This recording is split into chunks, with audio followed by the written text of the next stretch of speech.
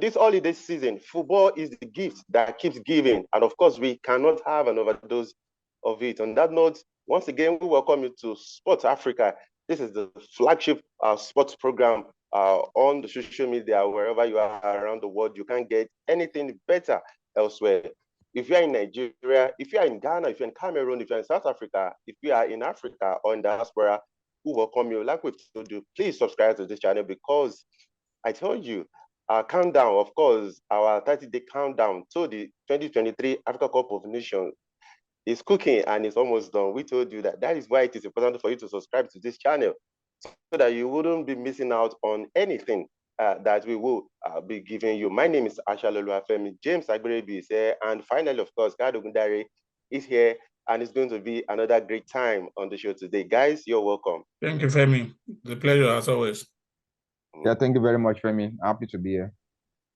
All right, okay, so our fans, let's quickly take you through our routine on the show. Of course, we'll be talking about the continental roundup, then the big talking point, and of course, starting in the diaspora, we'll be going to Kenya today. And of course, the big match of the weekend, we'll be going to Ghana today. Maybe I should say your guess is as good as mine, but that is where we'll be having for you. And it's going to be another fantastic time on the show today, trust me. Let's go on this break. When we return, of course, we go straight to the continental roundup.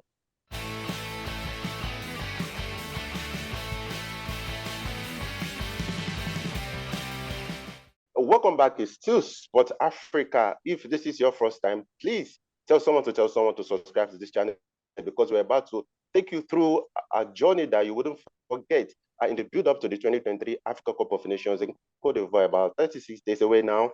And the teams' news are coming from the camp of each of the 24 teams. Okay, let's go straight to the continental roundup today. Of course, we'll be talking about the final three shortlists for the 2023 CAF Player of the Year.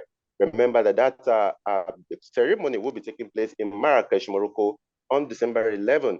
And the three finalists, we have a Super Eagles striker, Victor Osimhen. Then we have Liverpool forward and Egypt captain. We have Mohamed Salah. And of course, finally, we have Achraf Hakimi, PSG and Morocco defender. So we'll be, of course, like I told you, we will be having maybe a new African Player of the Year, because at this point there will be no one who will be continuing Darren. And again, we'll be going to Nigeria, where the issue of owing a coach has extended to the Nigeria Football Federation, owing the players. According to Formal International, the NFF are owing the players 16 match bonuses and allowances. Can you beat that? Then maybe some people have said that no wonder while the Eagles actually performed very poorly in their first two games of the 2026 FIFA World Cup. Now, let's get started now on the big talking point. Kyle, I'll welcome you with this, because you've missed the past two editions of the show. Let's talk about the final 2023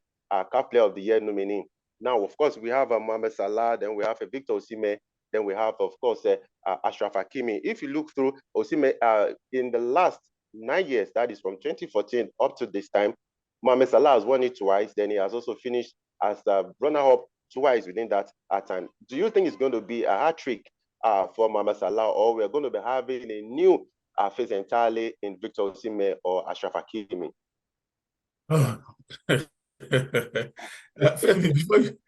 If you had asked me this question like 2 days ago, I might have said, oh, it's a straight stroll in the park for Victor. But now, two things keeps me on the edge of my seat. The first is that this is CAF, and with CAF, anything is possible. Anything is possible with CAF. Yeah, we've seen it in the past. We've seen when odds on favorite Okocha failed to win it in 1998. We've seen it in 2004. We've seen it in 2013. Incidentally, these three occasions were Nigerian players. In 1988, it was Okocha against Morocco's Mustafa Hadji. Yeah. Mustafa Hadji, who scored a goal in the World Cup, and that was the basis for which he won the African Footballer of the Year. That didn't take away from his talent. Then we saw in 2013, Mikel against Ayature. And then in 2004, we saw again Okocha and Samuel Eto'o of Cameroon. In these cases, the Nigerians were the odds-on favorite to win, but then magic happened and they lost out. Is it going to be a deja vu? Are we going to see the same thing? Because that's one. That's CAF and this magic. Second one is I want to do a critical analysis of the players themselves. Now, on basis of what do we think Osimhen deserved to win? Yeah, he led Napoli to win the title after almost nearly 3 decades. And then he was highest goal scorer. He won the league. But then Hakimi also won the league with PSG. He had a very fantastic World Cup. For me, if World Cups now can't, then on the basis of individual performance, but he didn't win. Salah didn't do too badly too. All of this puts the players, like, for me, yeah, they have something to claim. But then the awards we hold in Morocco, is this going to be a compensation for Morocco because they've not won this title since I think Mustafa Haji won in 1998. They've not won it since forever. Is this going to be a compensation for them? It's very, very possible. Femi, I will not be surprised. I won't be surprised. Okay, let me just put you on the spot. I know you're not CAF, but your three in the order at which you think the players will win. Is it possible for two people to win the title? I mean, I think from all indications, Victor stands a very good chance of winning. My fear is just the fact that this is going to happen in Morocco. But Victor stands a good chance. I think Hakimi should come second and Salah third. Okay, all right. Okay, James, let's talk about, let's go to Nigeria now. Let's talk about the issue with the Nigeria Football Federation. Of course, it is not longer a secret that the federation is cash-strapped, owing Osimhen about 8 months' salary.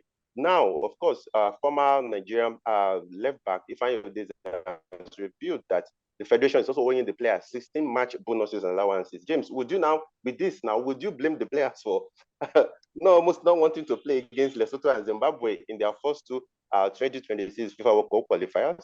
Well, I'm not surprised. I don't know if people are taking this issue too personal, and this is even the glory days of the Super Eagles, the Western of these, it was money issues.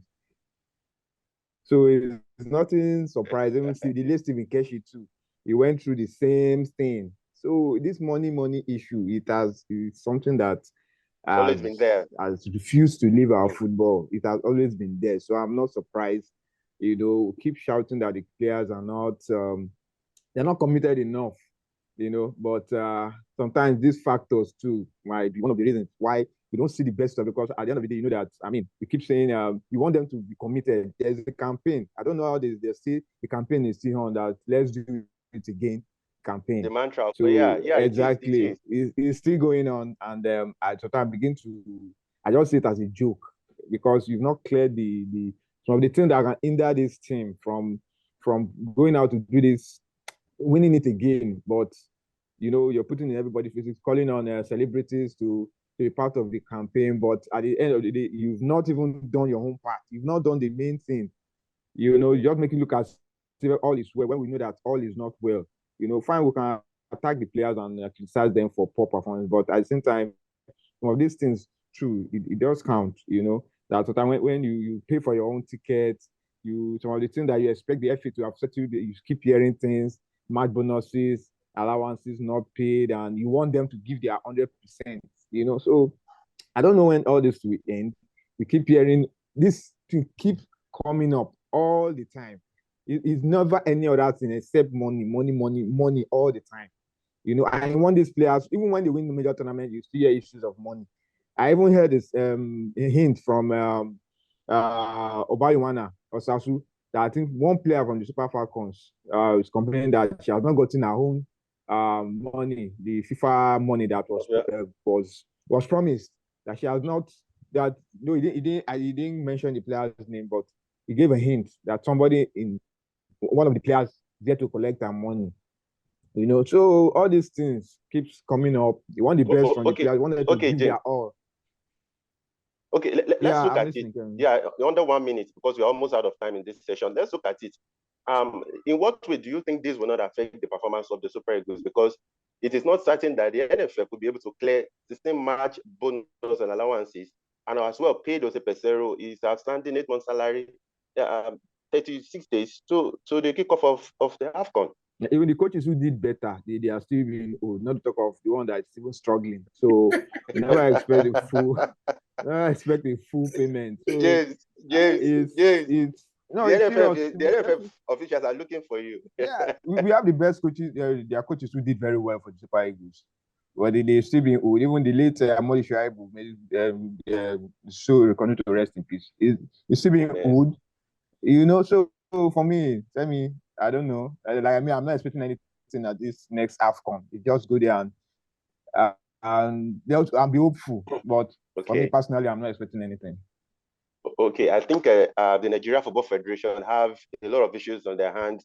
Even the Super Eagles are dealing with the issue of trying to find a lasting solution to their goalkeeping problem because their goalkeeper Francis Uzo has been a source of concern. Now, the coach is being old, the players are being old, and you expect them to be in the right frame of mind for the 2023 AFCON.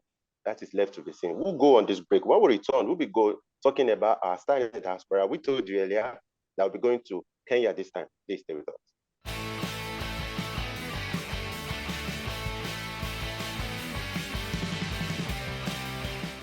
Welcome back. It's still Sport Africa. Of course, this is where we give you the best of biggest footballing or sporting stories on the continent of Africa. I don't know whether you're in the mood, but of course, right here in Sport Africa, of course, we're already in the mood for the 2023 Africa Cup of Nations. Don't forget, it is just a few days away to the crowning of a new CAF player of the year. Is it going to be Osimhen? Is it going to be Mohamed Salah? Is it going to be, of course, Achraf Hakimi? Of course, we are keeping our fingers crossed as far as Nigerians are hopeful that it will be Osimhen for the first time in a long time.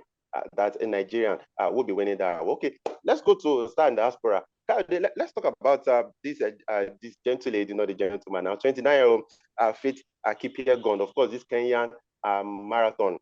She's a 2-time Olympic champion. She's a 4-time world champion. She's a 5-time Diamond League final winner and a 2-time World Championship silver medalist. She has been shortlisted for the Athlete of the Year. And of course, we have another Ethiopian on that list. But she is one of the favorites to win that award. I read her story and it was very, very inspiring that she's already counting down to the 2024 Paris Olympics, already counting how many she's going to win.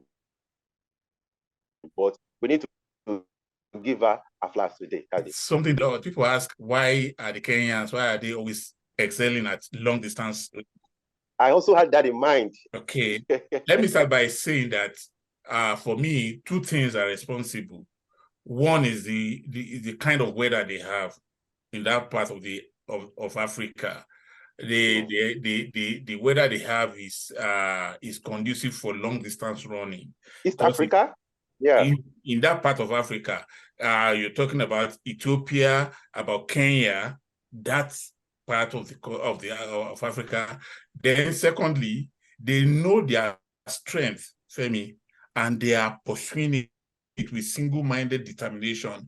I remember when I was in Addis Ababa, Ethiopia, Femi, they go to the stadium to watch athletics the way we go to play Sunday football. Yeah, that's the way. And it's the same in Kenya too. They have athletics clubs the way we have football clubs. So they know that that is their strength, their area of strength, and they pursue it. They put facilities in place. In fact, see, they have, I think, I remember when I was in Ethiopia, I saw Gabriel Selassie, the world record holder at the time, and you needed to see the kind of superstar status that he had. And I was wondering, will this ever happen in Nigeria? That an athletics runner would have this kind of super. So for me, those two things are working for them, and this athlete deserves all the first that we can give her. I ran through all of our records and they are mind-blowing. Let's even agree that they have a good climate, yeah, but they are still putting in the shift because you need to see these people the way they work. So it's not like they just wake up and because of the kind of weather they have, they already have an advantage. No, they still own their craft. So whatever applause we give her, she thoroughly deserves it. And I'm very, very happy for her and for Africa too. Okay, so we are giving her applause and we are rooting for her to win the Female Athlete of the Year. Of course, the event will be holding later this month. We hope that, of course, she will get that one. At least going to be a crowning of 2023 for her. Let's go on this very short break. When we return, we'll be talking about our big match for the week. You wouldn't want to miss it because it is the titanic battle between Ashanti Kotoko and the Heart of Folk in Ghana. Please stay with us.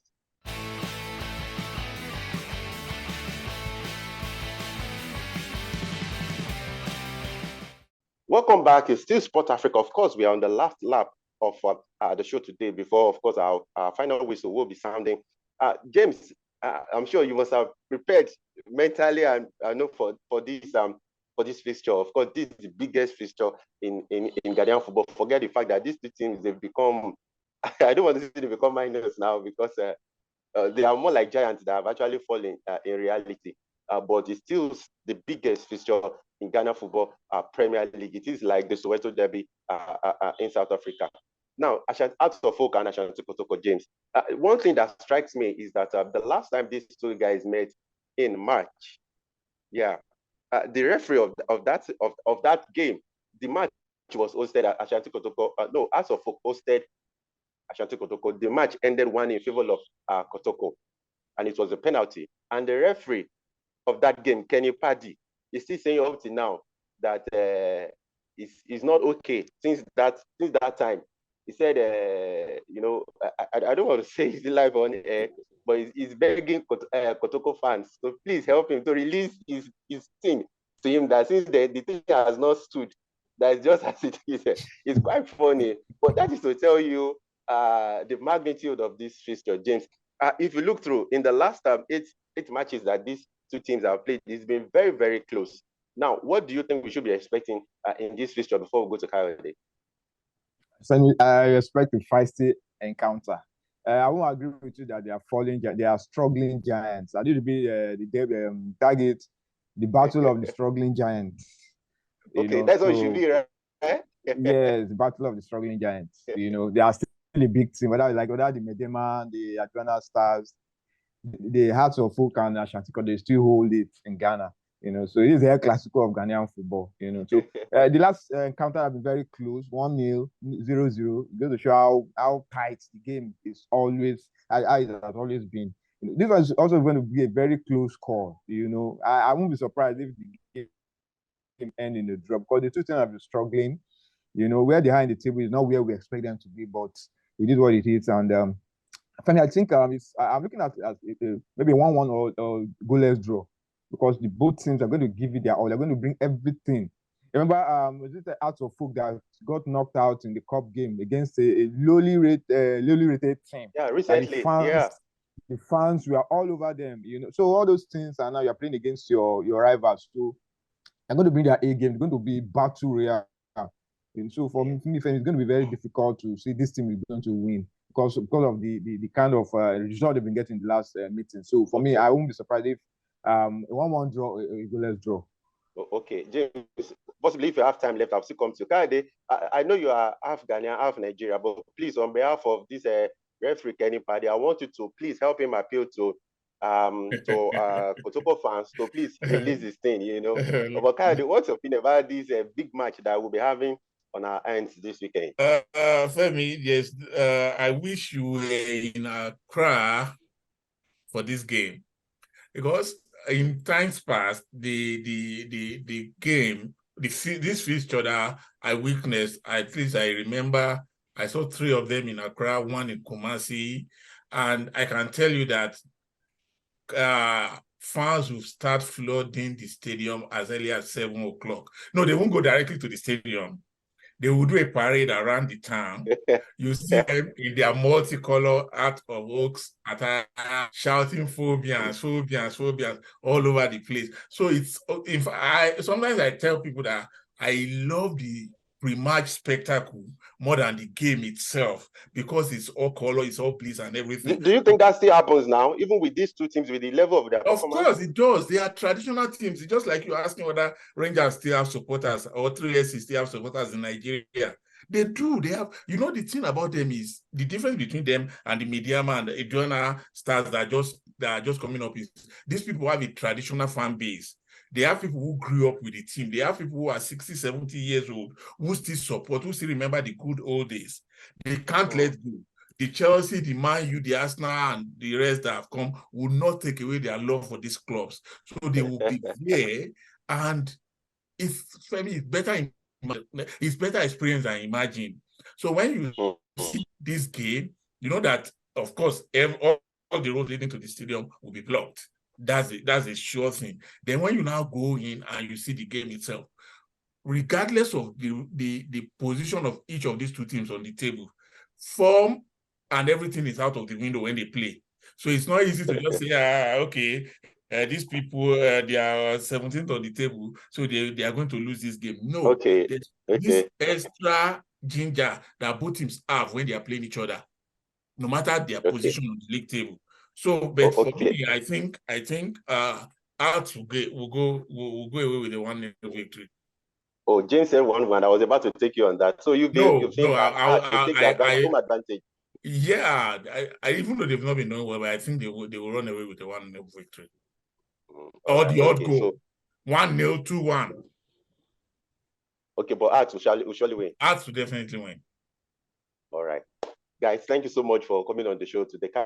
It's good to see you once again. James, thank you also for coming on the show today. Thank you, Femi. All right, to our fans around the world, we told you, of course, the 2023 Africa Cup of Nations is almost there, and the countdown will begin hopefully next week on Sports Africa. Remember, it's something that we usually bring onto you, the extra ginger that we bring onto you, just to make you feel that the competition is actually nearing its kickoff now. Of course, remember, it's going to be between Cote d'Ivoire and, of course, Guinea-Bissau on January 13th. So our countdown, official countdown on Sports Africa, of course, will be kicking off next week.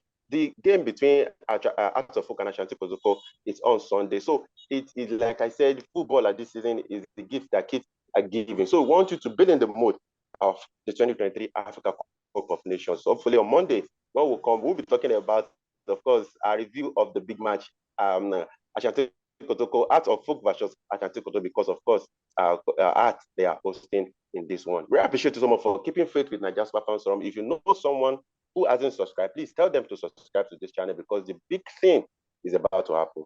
We'll see you all next week by God's grace. This is our final whistle on the show. Bye for now.